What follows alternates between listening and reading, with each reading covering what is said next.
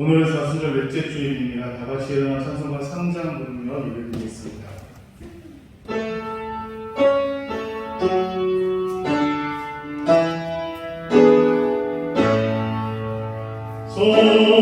성자 성령 찬송과 영광 돌려 보내세 대초로 지금까지 오영원 누군가로 서서히 내 영광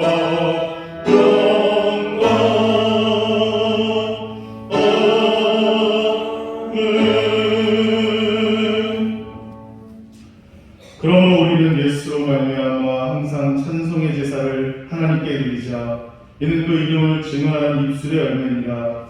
오직 선을 행함과 서로 나누어 주기를 잊지 말라. 하나님은 이 같은 제사를 기뻐하시느니라. 아멘.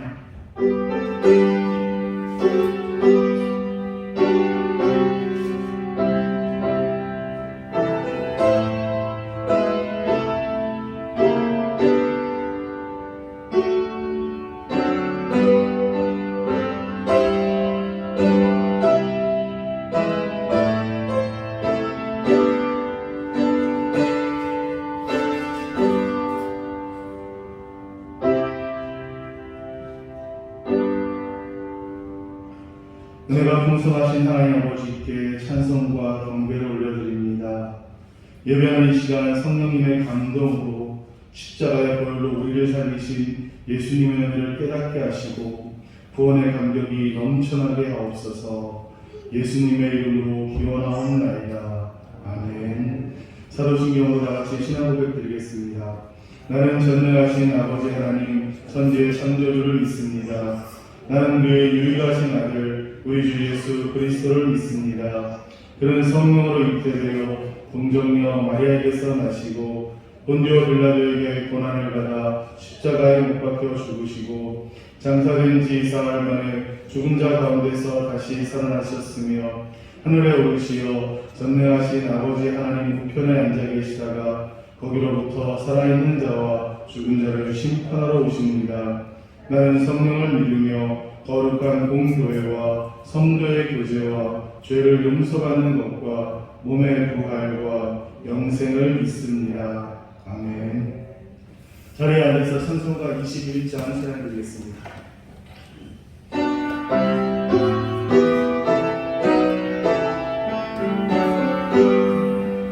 Oh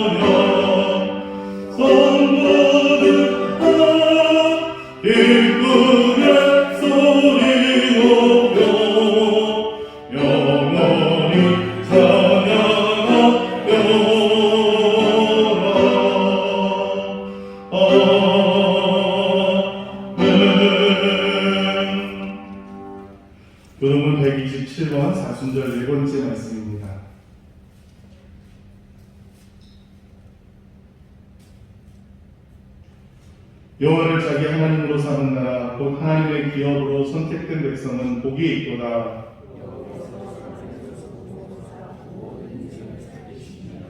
곧 그가 거하시는 곳에서 세상의 모든 거민들을 굽어 살피시는도다.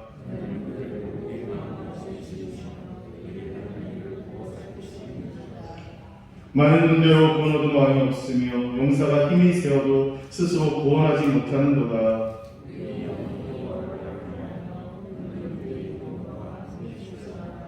우리 마음이 그를 즐거워하며 우리가 그의 성호를 의지하였기 때문이로다.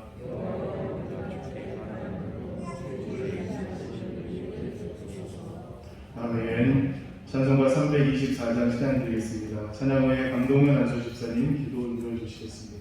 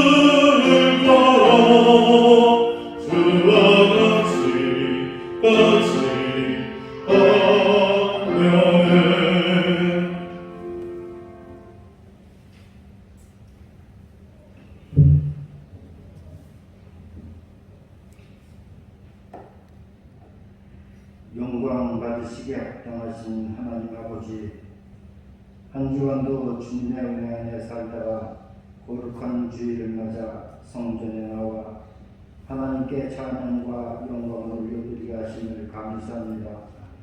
오직 주님만을 송축하며 찬양할 때 저희들의 예배를 기쁘게 받아주실 줄 믿습니다. 지금까지 저희들을 지켜주신 주님 감사합니다. 날마다 주님의 은혜와 사랑을 받고 살면서도 저희는 주님의 귀한 사랑을 깨닫지도 느끼지도 못하며 주님께 받은 은혜에 합당한 삶을 살지 못했습니다. 주님을 바라보기보다는 세상을 더 많이 바라보았고 주님이 맡기신 사명을 잊은 채로 생활하며 자기의 욕심만을 채우며 살았습니다. 저희의 죄와 허물을 주님의 십자가 보혈로 깨끗이 씻어 주시옵소서. 하나님 추위에 우리를 움츠리게 했던 겨울이 지나고 만물의 소생하는 봄이 오게 하시니 감사합니다.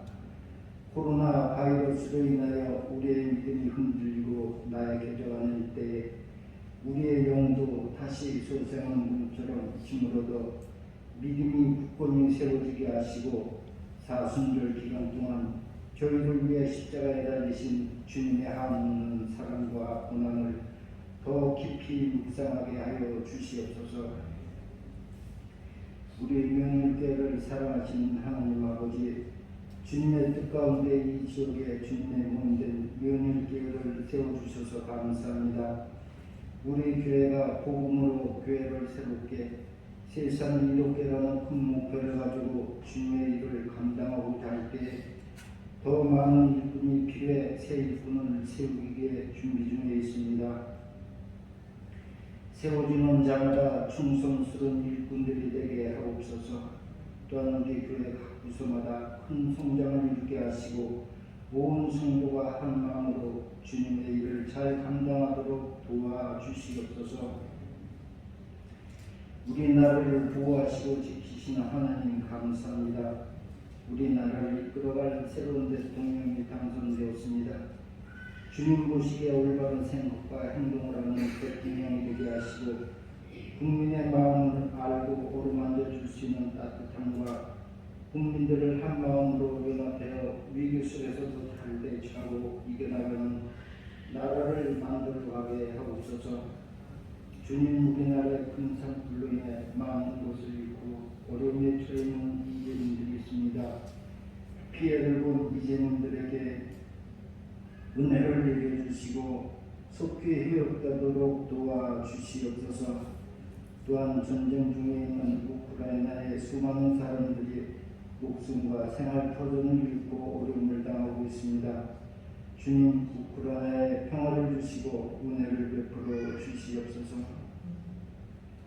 오늘도 우리 목사님을 단위에 세워주시니 하나님 감사를 드립니다. 영육간에 강건케 하시고 피곤치 않게 하셔서 선포되는 말씀 가운데 질병으로 고통당하는 자에게 치유의 권능이 나타나게 하시고 마음이 상한 자가 있으면 위로받게 하시고 믿음이 연약한 자에게는 믿음을 더하여 주시옵소서. 이 시간 예배를 듣는 부목사님과 전사님 예배 위원들의 손길에 하나님을 복내려 주시옵소서. 우리를 십자가의 사랑으로 지혜서 구속하신 예수님의 이름으로 기도드립니다. 아멘.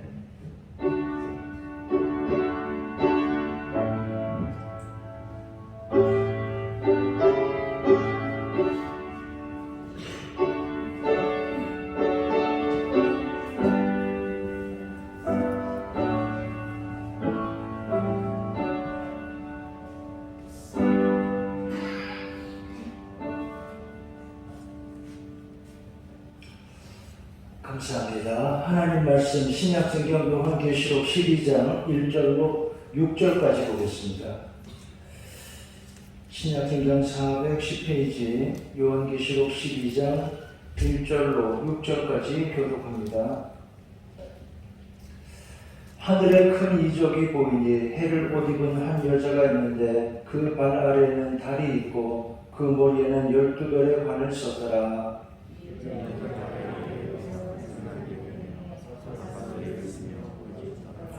하늘에 또 다른 이적이 보이니 보라, 한 큰 붉은 용이 있어 머리가 7이요 뿔이 10이라. 그 여러 머리에 7 왕관이 있는데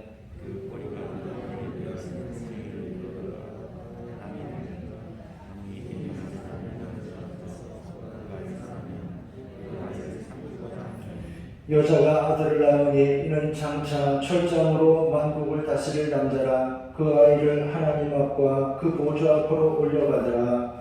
그 여자가 광야로 도망하며 거기서 1260일 동안 그를 양육하기 위하여 하나님께서 예비하신 곳이 있더라. 아멘.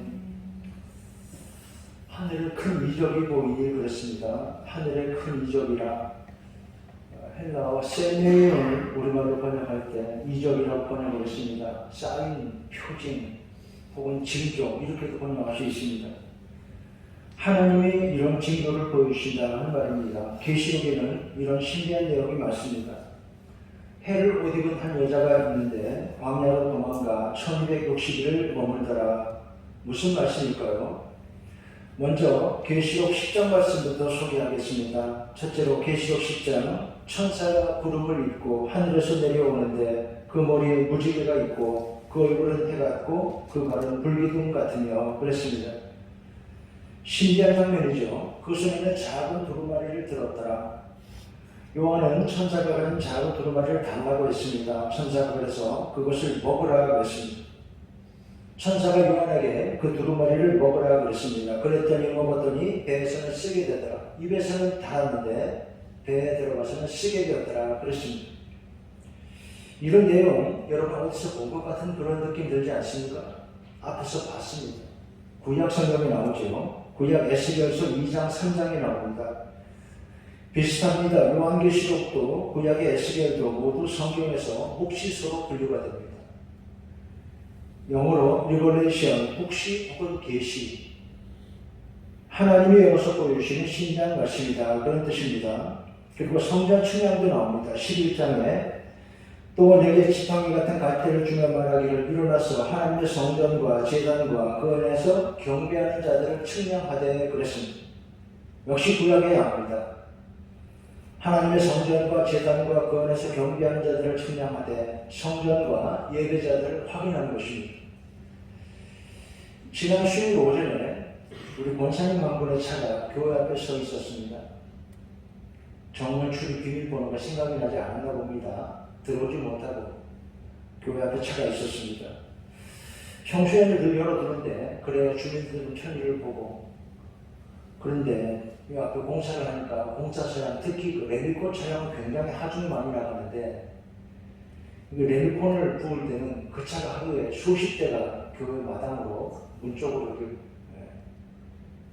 회차를 하니까 그쪽 집안이 불러서 땅이 꺼지기 때문에 할 수 없이 그럴 때는 좀 내려둡니다. 제가 외출하고 오다가 반갑게 문을 열어드렸습니다. 교회로 화분 하나를 들고 왔습니다. 목사님 두고 보세요. 참 고맙죠. 군고구마도 한 봉지 가져왔습니다. 참 감사합니다. 그러더니 권사님 가지 않고 조금 있다가 와서 목사님 기도하고 가도 되지요? 그래, 그럼요. 그 권사님 한참을 기도하고 갔습니다.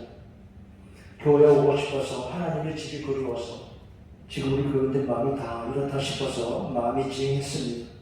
좋은 것 있으면 가장 좋은 건 하나님께로 교회로 가져오고 싶고, 교회 오고 싶은 마음, 기도하는 마음 참 감사한 일입니다. 여러분, 우리 신앙생활에 여기에 행복이 있습니다. 진정한 행복은, 축복은 바로 여기에 있는 것입니다. 두루마리를 먹으라 그랬습니다. 먼저 입에 달더라 그랬죠. 달더라, 행복하다 그런 뜻입니다. 하나님 말씀, 예배와 기도 속에 행복합니다. 여러분, 행복이 어디에 있습니까? 미국의 명문대학 하버드 대학에 행복학이라는 강의가 있습니다. 샤워라는 교수가 강의를 하는데 수강생들이 아주 많대. 구름대같이 학생들이 강좌를 신청한대. 이상하지 않습니까? 세계 최고의 지성이 모이는 학교에 행복학 강의가 10,000원입니다. 그러니까 왜 그럴까요? 세계적으로 가장 머리가 좋은, 가장 우수하고 똑똑한 사람들, 그들의 인생이 행복하지 않더라 하는 반응일까요? 여러분, 행복은 어디에 있습니까? 강사가 그 강의를 시작하면서 하는 첫 마디로 바로 그겁니다. 여러분 행복하십니까? 여러분 지금 행복하십니까? 이렇게 물으면서 강의를 시작합니다. 강의 내용은 명상도 하고 기도하고 그리고 잠을 하루에 8시간 이상 충분히 자도록 이런 내용들을 이야기한대요. 그런 숙제도 있답니다. 뭐 그렇다면 별것도 없어 보입니다. 그렇지 않습니까? 여러분 행복이 어디에 있습니까? 행복이 어디에 있어요? 하나님 말씀에 있고 우리 신앙생활에 참된 행복이 있는 것입니다. 믿음을 잘 지키고 사는 것, 이것이 가장 좋은 길, 행복한 길입니다. 행복에 대해서 이렇게 말하기도 합니다. 행복이란 무엇이냐? 저녁이면 돌아갈 집이 있는 것이다. 그랬습니다. 참 중요한 이야기입니다. 낮에 아무리 고단하고 힘들어도 저녁이 되면 돌아올 집이 있습니다. 행복이죠. 저녁에 돌아올 집이 있는 것이라고 이렇게 말합니다. 영적으로는 더 그렇습니다. 인생을 다 살고 갈 곳이 있다. 얼마나 행복한 일입니까? 천국이 있다. 하나님 나라가 있다. 이게 정말 행복한 것입니다. 예수님 말씀하셨죠. 나 있는 곳에 너희도 있게 하리라. 내 아버지 집에 거할 곳이 많도다. 나 있는 곳에 너희도 있게 하리라. 예수님이 약속입니다. 하나님 나라, 하나님이신 우리의 구원, 이것이 바로 우리의 행복이라는 것입니다. 그리고 주일이면 교회가 있죠. 우리 앞에는 영원한 천국이 있습니다. 이것이 우리의 행복이라는 것입니다. 요한이 받아먹은 두루마리는 그 말씀을 달고 쓰더라고 했습니다. 두 번째 쓰더라고 했습니다. 처음에 입에서는 달았는데 뱃속에 내려가니까 쓴맛이 났습니다. 이것은 우리의 사명, 성도의 본분과 헌신을 말한다 하겠습니다. 그렇죠. 신앙생활에는 고통도 불편함도 함께 있습니다. 사순절입니다. 불편한 시간이죠. 봄이 되는데 그거는 왜 이렇게 이런 시간을 가질까요? 주님 십자가 때문입니다. 교회 자주 나오지는 못해도 여러분 계신 자리에서 우리 교우들 사순절을 기도와 경건 생활에 힘쓰고 있을 것입니다. 교회는 코로나 상황을 감안해서 예배와 모임을 이렇게 조정하고 있지만 이제 세례식, 입교식도 준비하고 성산식도 준비하고 있습니다. 왜 이렇게 합니까? 하나님 말씀 따라 살려는 것입니다. 주와 함께 동행하는 사순절.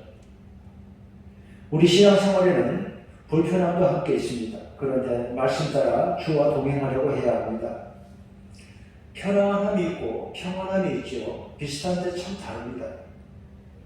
편안하고 좋지만 그보다 평안해야 합니다. 편안함과 평안함이라.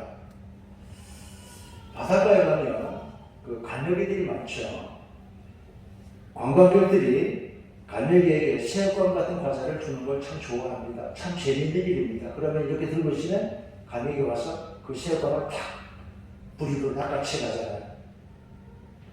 재미난 일입니다. 그런데 그런 것들이 갈매기에게 별로 좋지 않고 해롭다고 합니다. 갈매기는 바다에서 물고기 사냥을 해서 살아야 하는데 그렇게 관광객이 주는 과자나 사탕이나 이런 걸 먹으면 소화도 잘 못 시키고 해롭다는 거예요. 무엇보다 갈매기로서의 생존 본능을 잃어버리게 됩니다. 실제로 영국 같은 나라에서 겨울이 되면 해변가에 갈매기가 많이 죽어있대요. 과자마트에 길들여진 갈매기가 차디찬 겨울바다로 먹이 사냥을 나가지 않는 것입니다. 그러다가 겨울에 관광객이 끊어지면 굶어 죽더라 이거예요. 이런 이야기를 왜 하겠습니까? 그저 편안한 생활이냐 아니면 참된 평안이냐. 편안함이냐 평안함이냐. 우선 편리함 좋지요. 사람들 모두 편하고 싶어 합니다. 그런데 분명한 것은 세상이 자꾸 편안해지지만 그래서 인생도 행복해졌는가 하는 질문이겠습니다. 더 잘 살게 되었지만 편안해졌지만 정말 우리 인생에 평안함이 있습니까? 살기가 편안해지면서 도리어 사람들의 마음이 병들고 있습니다. 정신병에 우울증에 외로움에 심지어 자살하기도 하고 사람들의 근심과 두려움이 더 심해지는 것입니다. 여러분 아신 것처럼 십자가는 불편한 것입니다. 십자가는 거리끼는 것입니다. 그러나 자기 십자가를 지고 나를 따라오느라 우리는 주님 말씀 따라 살려고 합니다. 성도는 세상이 주는 편안함이 아니라 불편하고 힘들어도 하나님 말씀 따라 우리 주님 주시는 평안으로 살아야 할 것입니다. 예수님 말씀을 잘 기억하시기 바랍니다. 평안을 너에게 심으니 곧 나의 평안을 너에게 주노라. 내가 너에게 준 것은 세상이 주는 것과 같지 아니하니라. 너희는 마음에 근심하지도 말고 두려워하지도 말아라. 그랬습니다. 좋은 신앙은 이렇게 불편한 것을 신앙생활을 기쁜 마음으로 하는 것입니다. 예배하기 불편한 시대죠. 그래도 기쁘게 예배드려야 합니다. 기도가 불편한 시대입니다. 마스크를 쓰고 있으니까 찬송도 불편합니다. 그러나 기쁘게 하나님께 나오고 찬양하고 말씀 듣는 것, 이것이 바로 참된 평안의 기름을 잊지 마시기 바랍니다. 달더라 쓰더라 그랬습니다. 두 번째, 계시록 11장입니다. 3절에 나의 두 증인에게 번제를 주노니, 이런 말씀이 나옵니다. 두 증인하는 말은 증인의 숫자를 말합니다. 두 사람 이상. 그래서 이 본문을 놓고 여러 해석을 합니다. 에녹과 엘리야다. 아니다. 모세와 엘리야다. 율법과 선지서다. 해석이 분분합니다. 그런데 증인의 숫자는 둘 이상이라는 것만 기억하시기 바랍니다. 이런 본문을 어떤 이단들이 과거에 교주의 자기라고 우겼는데 그래서 문제가 자꾸 된 것입니다. 옳지 않습니다. 그 다음에 그들은 이 땅에 주 앞에 서있는 두 감람나무와 두 촛대니, 이 본문도 역시 그렇습니다. 이단 교주들이 내가 감람나무라고, 내가 촛대라고 그랬지만 아닙니다. 시간 지나고 다 밝혀졌어요. 처음에 그런 주장하던 사람들 막 그러면 사람들이 혹합니다. 와 하거든요. 그렇지만 시간 지나면서 다 거짓으로 드러났습니다. 감람나무, 올리브나무, 기름이 나오죠. 촛대는 빛입니다. 이 본문은 말씀과 교회라고 해석하는 겁니다. 하나님의 계신 말씀과 믿는 성도들을 상징합니다. 9절에 사흘반 동안을, 11절에 3일반 후에, 같은 말이죠. 비슷한 내용이 계시록에 자꾸 나옵니다. 사흘반, 3일반. 이것은 완전주 7의 절반, 2분의 1을 말합니다. 어느 정도, 그러니까 짧지 않은 일정한 기간이라는 뜻입니다. 잘 참고 견디라는 당부입니다. 그 다음 12절 말씀, 이리로 올라오라 하늘에 큰 음성이 있어 그랬습니다. 17절 옛적에도 계셨고 지금도 계신 주 하나님 곧 전능하신 이요 친히 그 권능을 잡으시고 왕노릇 하시리로다. 이게 번역이 좀 그렇습니다. 왕노릇 하시리로다. 단어가 좀 그렇죠. 좀 경망스러워 보입니다. 그래서 현대인의 성경은 이 본문을 다시 이렇게 번역했습니다. 세상 나라가 우리 하나님과 그리스도의 나라가 되어 하나님이 길이 다스리실 것이다. 이것이 바로 우리 믿는 사람들의 고백이고 찬양인가 하겠습니다. 라디오 켜면 극동방송을 자주 듣는데 마침 올해 주제가 이렇다고 했습니다. 2022년 주제는 하나님을 찬양하라. 지금 우리가 계시록 말씀을 보고 있는데 그 방송에서는 마침 계시록 말씀을 소개하더라고요. 보좌에 앉으신 이와 어린 양에게 찬송과 존귀와 영광과 권능을 세세토록 돌릴지어다. 이 말씀. 그리고 세상 나라가 우리 하나님과 그리스도의 나라가 되어 하나님이 길이 다스리실 것이라. 이 말씀을 소개하는 걸 들었습니다. 신기하고 감사한 일이죠. 찬양하고 감사하고 살자 했습니다. 보좌에 앉으신 이와 어린 양에게 찬송과 존귀와 영광과 권능을 세세토록 돌릴지어다. 세상 나라가 우리 하나님과 그리스도의 나라가 되어 하나님의 길이 다스리실 것이다. 하늘에서 하는 일, 요한이 본 바, 하늘의 일이 바로 이것입니다. 하나님을 찬양하는 것. 그런데 여러분 신앙생활이 축복되다는 것은 그것을 지금 여기서부터 우리는 하는 것입니다. 행복하죠. 이것이 바로 우리들 교회와 성도들의 축복이라는 것입니다. 세 번째, 계시록 12장입니다. 극히 난해한 부분입니다. 계시록이 난해한데 12장이 특히 더 그렇습니다. 우선 하늘에 전쟁이 있다고 그랬습니다. 이건 무슨 이야기일까요? 세계 나라들의 신화, 바벨론과 애국과 헬라와 그런 신화들과 비슷한 것이다. 일부 학자들은 그렇게 말하기도 합니다. 그런데 오해하면 안 되는 것은 계시록 말씀은 유대 역사적인 배경에서 하나님이 그리스도인에게 전하는 메시지가 여기 들어있습니다. 우선 전쟁이 있다고 했습니다. 하늘과 땅에 천사 미가엘과 용의 전쟁입니다. 그리고 해를 옷 입은 한 여자가 있더라. 이 여자가 누구냐? 마리아라고 해석하는 입장이 있습니다. 이 여자는 마리아다. 그럴까요? 로마 천주교회가 특히 그렇습니다. 여러분 아시는 것처럼 로마 천주교회 마리아 숭배 사상은 좀 조심해야 합니다. 오해하지 않아야 합니다. 천주교에서는 그러더라고요. 차원이 다르다고. 그러니까 하나님에 대한 신앙과 마리아에 대한 신앙은 차원이 다르다. 그렇게 말하긴 합니다. 한문으로 그러더라고요. 흠숭지대와 공경지대라. 그러니까 숭배하는 하나님과 그저 공경하는 마리아라고 이렇게 말하는 거예요. 그런데 실제로는 그렇지 않아 보이죠. 성당에 들어가면 우선 그 마리아 상 앞에 가서 기도하고 그러잖아요. 조심해야 합니다. 지나치면 안 됩니다. 해를 옷 입은 한 여자가 마리아다. 그렇게 보기 어려운 것입니다. 여자는 유대민족이고 아기는 교회다. 여러 해석이 가능한데 여자를 교회로 보는 것이 가장 많은 지지를 받는 해석입니다. 해를 옷 입은 한 여자, 이것은 바로 교회입니다. 하늘에 큰 이적이 보이고 해를 옷 입은 한 여자가 있는데 그 발 아래 달이 있고 그 머리에는 12별의 면류관을 썼더라. 영광스러운 모습입니다. 아이를 위하여 해산이 임박했는데 3절 하늘에 또 큰 붉은 영이 있더라. 머리가 7, 뿔이 10, 그 여러 머리에 7 왕관이 있는데 그랬죠. 이 본문은 그 당시 로마가 10개의 산으로 둘러싸인 도시고 7 왕들을 말한다. 이런 해석이 있습니다. 제가 계시록 설명할 때 처음에 그런 말씀 드렸죠. 계시록 해석하는 방법이 과거적인 해석법이 있고 역사적인 해석법 여러 가지 쭉 있는데 말하자면 이건 과거적인 그 당시대적인 해석이라고 하겠습니다. 이렇게 말씀드린 건요. 그렇게 단정하지 못합니다. 더 열어두고 보면 다양한 또 다른 해석도 가능합니다.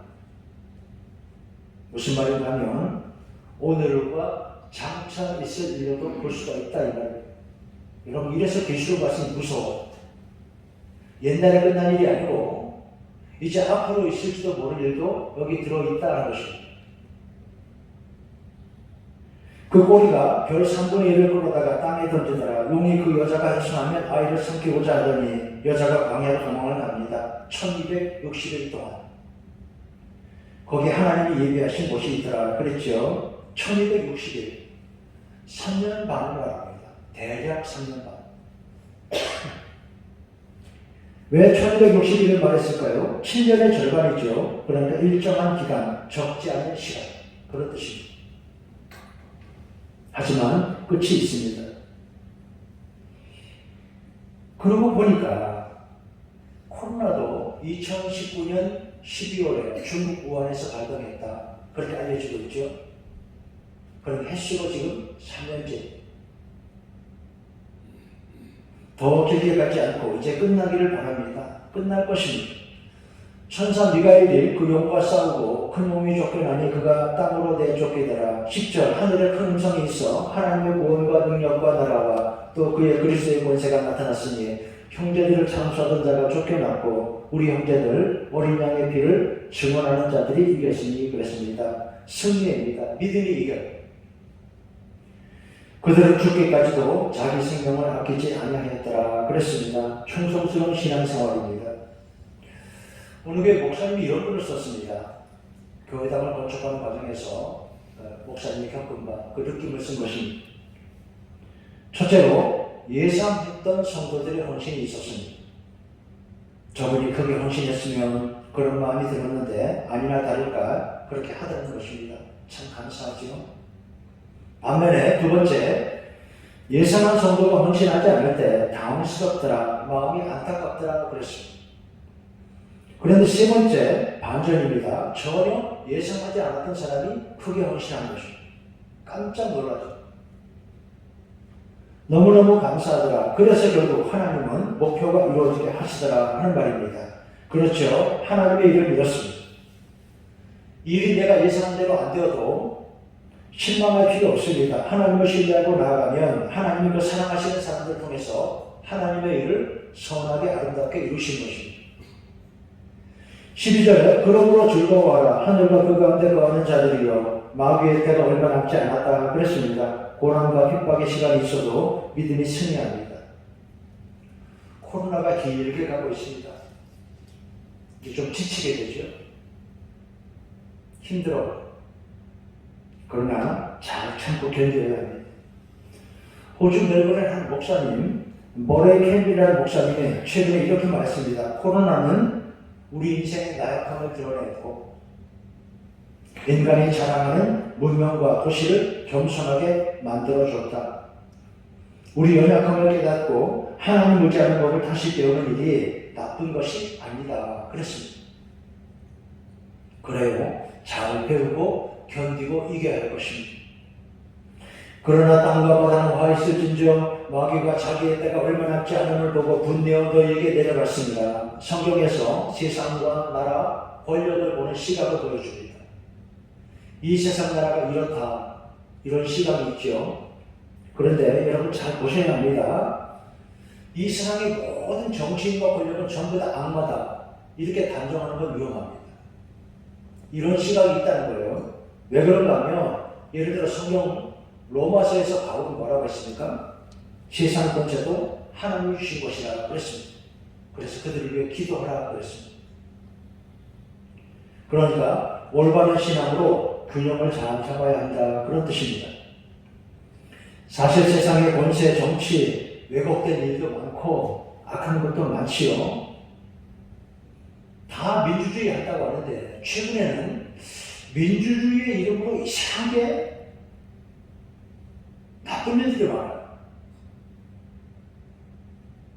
푸틴 같은 이도 민주적으로 다 선거를 통해 집권하잖아요. 근데 거기 굉장히 왜곡이 들어있어요.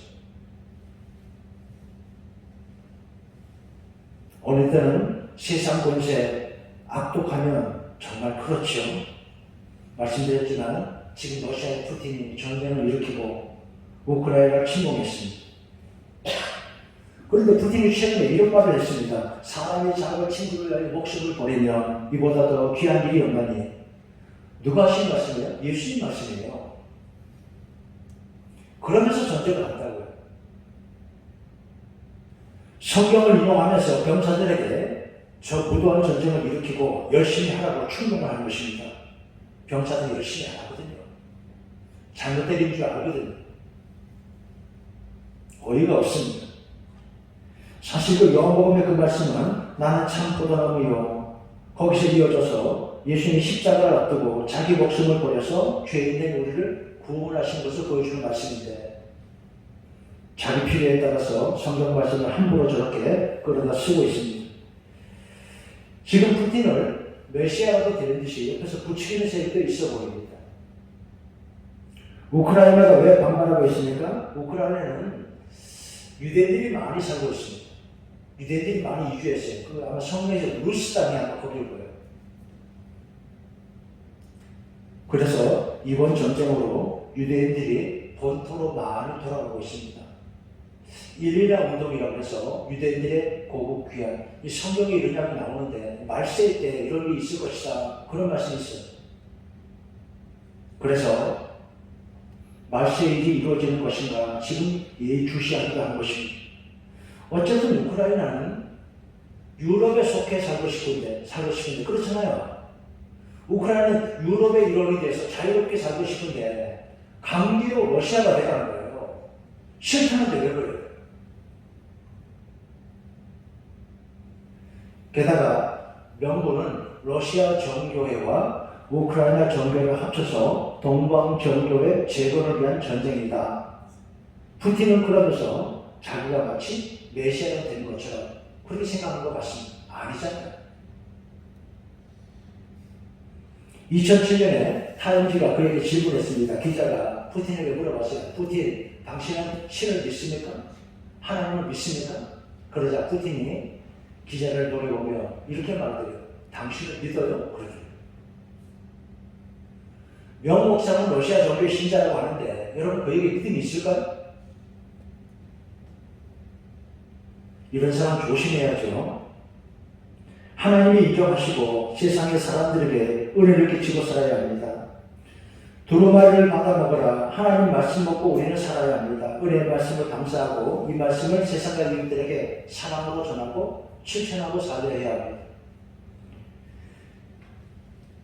힘들어도 잘 견디고 헌신하고 수고해야 합니다. 계시록 말씀 신앙생활 끝까지 잘 견디고 충성하고 승리할 것을 당부하고 있습니다. 성경 복음서에 유명한 비유가 나왔죠. 달란트 비유. 핵심은 같습니다. 주인은 멀리 떠나 있습니다. 말하자면 주인의 부재입니다. 지금 주인이 없어요. 그런데 돌아오지요. 주인은 결국 돌아옵니다. 지금 그렇습니다. 말하자면 지금 이런 시간들 하나님 부재의 시간처럼 보이기도 합니다. 하나님이 계시지 않는 것처럼 느껴지는, 그렇지 않습니까? 그런데 여러분, 주인은 돌아옵니다. 종말이 있고 심판의 시간이 있다는 것입니다. 우리는 그날을 기다리며 살고 믿음을 잘 지키고 아름답게 충성하고 살아야 합니다. 잘하였다 착하고 충성된 종이여, 이렇게 신실함으로 우리 주인 하나님께 칭찬 듣고 상급받는 여러분 되시기 바랍니다. 해를 옷 입은 한 여자가 있었는데 말씀을 따라 교회를 중심으로 예배하고 기도하고 신앙생활 잘하는 신자입니다. 시 한 편 읽고 마치죠.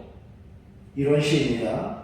꽃이 대충 피더냐 세상에 대충 피는 꽃은 하나도 없다. 꽃이 시끄럽게 하며 피더냐 세상에 시끄러운 꽃은 하나도 없다.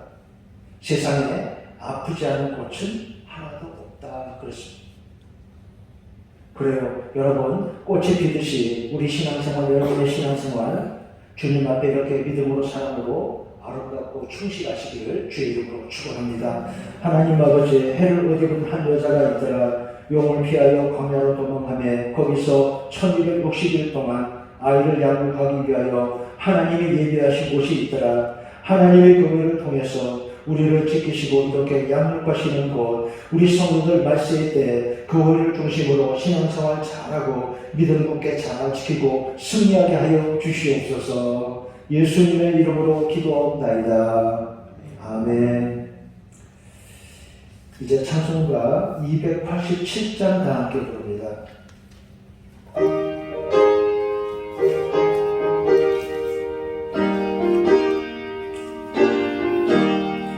예수 앞에 나오며 죄사함 받으며 주의 품에 안기어 겨루 쉬리라. 우리 주만 믿으며 모두 구원 얻으며 영생 복락 면류가 확실히 받겠네. 예수 앞에 나와서 은총을 받으며 마음의 기쁨 넘치며 환사하리라. 우리 주만 믿으며 모두 구원 얻으며 영생 복락 면류가 확실히 받겠네. 예수 앞에 설 때에 흰 옷을 입으며 반복인 남의 집에 길이 살리라. 우리 주만 믿으며 모두 구원 얻으며 영생 복락 면류가 확실히 받겠네. 아멘. 다 같이 일어나서 공을 찬송 부르겠습니다.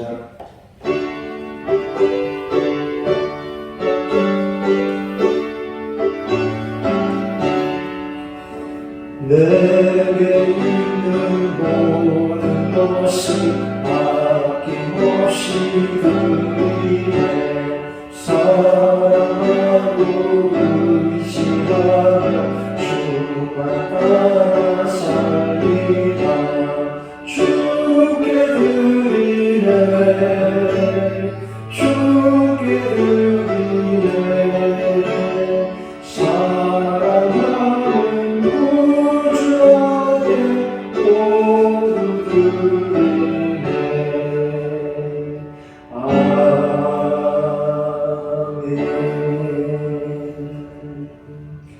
하나님 아버지 주시는 은혜, 거룩하시는 종을 감사합니다.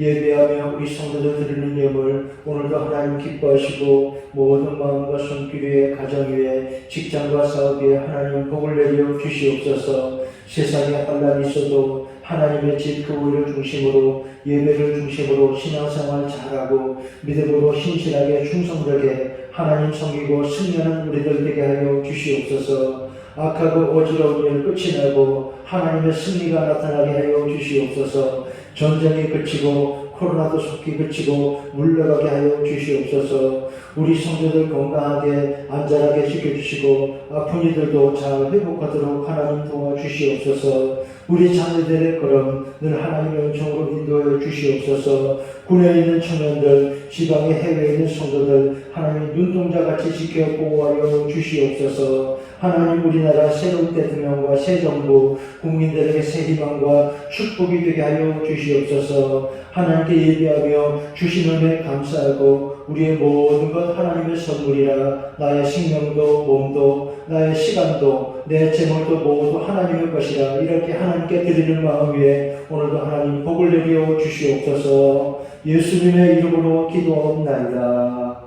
아멘. 감사합니다. 교회 소식 말씀드리겠습니다. 오늘 3월 마지막 주일 사순절 넷째 주일입니다. 종료주일은 4월 10일 그때 성찬식 하겠습니다. 코로나 상황이지만 과거같이 그렇게 하지 않고 각자 개인 성찬기를 교회가 구매해서 여러분 걱정하지 않고 안전하게 성찬식 하도록 준비하겠습니다. 고난주간은 종료주일 지나서 한 주간 그리고 부활주일은 4월 17일입니다. 이번 부활주일에 교회가 전통적으로 그 부활절 계란 이런 걸 선물했었는데 요즘 그런 거 나눠주기가 좀 그래서 더 좋은 선물을 준비하고 있습니다. 교회들이 받으면 꼭 필요한데 교회가 정말 좋은 선물 준다 하는 거 여러분 기대하시기 바랍니다. 세대 1교식이 4월 4일 주일날 있겠습니다. 오늘까지 신청하시면 4월 3일 다음 주일날 오전 11시까지 신청자들은 목양실에 모이면 제가 길지 않은 시간 한 25분 정도 짧게 공부하고 문답하고 그렇게 세례받도록 준비하겠습니다. 오늘까지 신청하시기 바랍니다. 주일은 당분간 1부, 2부 예배가 모입니다. 문자도 보내드리고 주보에도 기록했습니다만 코로나 확진자, 중증 환자 수가 계속 늘고 있어서 연달아 사망자 수도 계속 증가하고 있으니까 조심해야 합니다. 주일 오후 예배, 새벽 기도회, 수요 예배, 금방 예배 당분간 모이지 않습니다. 새벽과 수요 예배 때는 요즘 매일 새벽마다 교육자들이 나와서 불 켜고 기도하고 있습니다. 여러분 교회 나오시지 말고 계신 자리에서 기도하고 그렇게 생각하시면 되겠습니다. 수요 예배, 새벽 기도회는 다음 주일 지나서 다시 모일 예정입니다. 계속 이렇게 안 모일 수 없으니까 여러분 지금 보시는 것처럼 제가 그렇게 하잖아요. 아주 상황이 좀 그럴 때는 조금 멈추고 또 좀 지나면 다시 또 하고 이렇게 계속 반복하고 있습니다. 그렇게 잘 양해해 주시기 바랍니다. 사정이 있어서 주일 예배에 나오지 못한 분들을 위해서는 주일 일부 예배 시간을 녹화해서 유튜브에 올려둡니다. 요즘 제가 다 말씀드리긴 않지만 교회 예배 순서 같은 분도 코로나 확진이 돼서 이렇게 바꾸기도 하고 변동이 좀 있습니다. 그만큼 지금 환자가 많이 나오고 있어요. 이 정보 스팅 하는 방식을 보면 아마 그런 거 여러 방송들도 다 아시겠지만 지금 확진자가 1,100만 명이 넘었는데 우리 국민이 5,100만 명인가 그렇잖아요. 인구가 지금 20%가 감염이 되었는데 2,000만 명까지 늘려가려는 것 같아요. 가만히 앉았으면 차라리 감염되는 게 낫다 그런 말도 있고 말이죠. 별말이 다 있어요. 어쨌든 감염되면 불편하니까 조심하시기 바랍니다. 저희 집사람은 예배 나오지 못했습니다. 없습니다. 집에 없어요. 잠깐 사정을 말씀드려야 될 게 지방에서 영상 예배 드릴 텐데 친정집에 가 있습니다. 언니가 여자 형제가 5명인데 셋째 딸이 결혼도 안 하고 독실로 사는 분인데 얼마 전에 식도암 판정을 받았습니다. 그래서 병원 의사 말로는 식도가 막혀서 결국 식사를 못하게 될 겁니다. 식사 못하면 죽지요. 그런데 그 언니가 치료받지 않겠다고 이제 작년에 칠순이었나요? 그동안 살았고 뭐라도 감사하고 나는 병원에서 그렇게 시달리기 싫고 그냥 이대로 살다가 그냥 기쁜 마음으로 세상 떠나도 된다. 이래서 식구들이 다 마음이 졸려가지고 그랬는데 그래서 몇 달을 보냈습니다. 몇 달 후면 이 식도가 막힌다고 했거든요. 그랬는데 나중에 알고 보니까 저희 집안에 펄쩍펄쩍 뛰고 난리 났었어요. 그냥 있으면 안 된다고. 그리고 나중에 알고 보니까 일산, 여러분에게 정보를 드리는 거예요. 일산의 국립암센터에 양성자 치료센터라는 게 새로 생겼는데 모든 암에 다 적용되는 건 아니고 예를 들어 그 소아암이나 식도암이나 폐암이나 이런 데 효과가 있대요. 치료할 수 있다고 해서 한 달 동안 계속 하면서 치료를 했습니다. 나중에 등록해서 그대로 있으면 안 된다. 근데 그렇게 하고 내려갔다가 한 달 후에 다시 와서 재진을 받았는데 치료가 아주 잘 되었다. 기적이 일어났어. 집사람 걱정을 많이 하니까 우리 교인들도 여러분 많은 분들 아실 거예요. 같이 기도해 주신 거예요. 그래서 말씀을 드리는 겁니다. 그래서 전이도 안 배웠고 완치는 아니고 아무 완치가 없다고 그러잖아요. 재발하지 않도록 조심하시면 됩니다. 그래서 정말 기뻐하고 내려갔어요. 언니가 살아났다고. 집에 내려가 있는데 혼자 있으니까 해먹는 게 좀 부실하잖아요. 그래서 걱정이 되니까 집사람이 지난 월요일 날 내려갔습니다. 내려가서 맛있는 거 좀 해먹이고 한다고 했는데 김포에서 병원 왔다 갔다 하는 동안에 그 조카집에서 머물렀는데 그 조카집에 코로나가 생겨서 코로나가 가는 데서 내려갔어요. 집사람이 내려가서 월요일 내려가서 토요일 날 어저께 올라올 예정이었는데 코로나가 가는데 내려가는 지 열흘이 지나고 집사람이 내려갔는데도 코로나 바이러스가 한 2주 정도는 배출된다 그런 의학 정보가 있어요. 그래서 만약에 언니들은 다 나았다고 하지만 코로나 감염돼서 오면 제가 오잖아요. 그래서 제가 오지 마라 그랬어요. 당신 오지 마라. 오지 말고 조금 더 있다가 와라. 그랬습니다. 그래서 오늘 주일날 예배 참석을 못했습니다. 이렇게 좀 말씀드리면 여러분 양해해 주시고 여러분도 다 조심해서 건강하시길 바랍니다. 몸은 멀어도 마음은 더 가까이 우리 교우들 서로 자주 연락하시기 바랍니다. 항존지 피택자 임직교육 네 번째 이제 이걸로 강의를 마치겠습니다. 신앙생활은 오늘 2부 예배 후에 30분 정도 진행하고 있습니다. 평일 장로고시 우리 지난번 항존지 투표에서 장로님 2분 당선되셨는데 이분들이 이제 노회 회의실에서 시험을 쳐야 합니다. 시험 잘 치고 오도록 기대해 주시기 바랍니다. 그리고 지난주간에 장면을 했었는데 고 송정흠 장로님 목포에 계시는 분인데 93세를 일기로 별세하셨습니다. 가보니까 6.25 참전하셨고 국가유공자이시고 저희 아버지하고 돌아가신 아버지하고 동갑이시죠. 아버지 살고 계셨으면 93세이신데 송의서 주사님 부친입니다. 가보니까 그 장로님은 국가유공자이시고 슬하게 군함매를 두셨습니다. 아들 5, 딸 4. 우리 송집사님이 막내딸. 얼마나 많이 사랑받았겠어요. 이 송집사님이 교회 등록하신 지 오래되지 않았고 그저 조용히 교회 예배 왔다가 가시는 그런 분이어서 교우관계가 많지 않아서 그것이 잘 몰라요. 그래서 작년 마치고 교부장님에게 전화가 왔었습니다. 떡을 좀 할까요? 그런데 그렇게 하지 말라고 했습니다. 문상을 많이 못 갖고 교우들도 많이 모르고 하니까 그래도 당연히 저희 교육자들이 목포로 가는데 교구장 교육장님은 휴가를 내서 같이 동행해 주셔서 같이 예배드리고 위로해 주시면 감사합니다. 나중에 혹시 만나게 되면 잘 위로해 주시기 바랍니다. 옆사람과 눈으로 인사하겠습니다. 사랑합니다. 축복합니다. 감사합니다. 다시 한 주간 늘 건강하시기 바랍니다. 이제 다 같이 일어나서 피해 찬송 부르고 축도함으로 예배 마치겠습니다.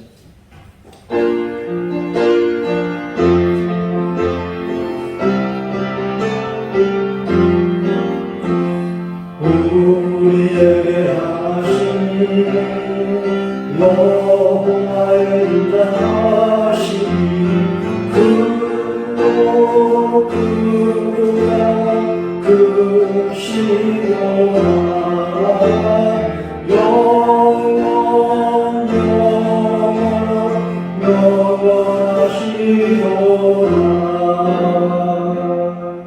하나님께 예배한 우리 성도들, 하나님 말씀 기뻐하고 믿음으로 예배한 성도들 위해 예수 그리스도의 은혜와 아버지 하나님의 사랑과 성령의 인도와 보호하심이 함께 하시기를 간절히 축원하옵나이다. 아멘.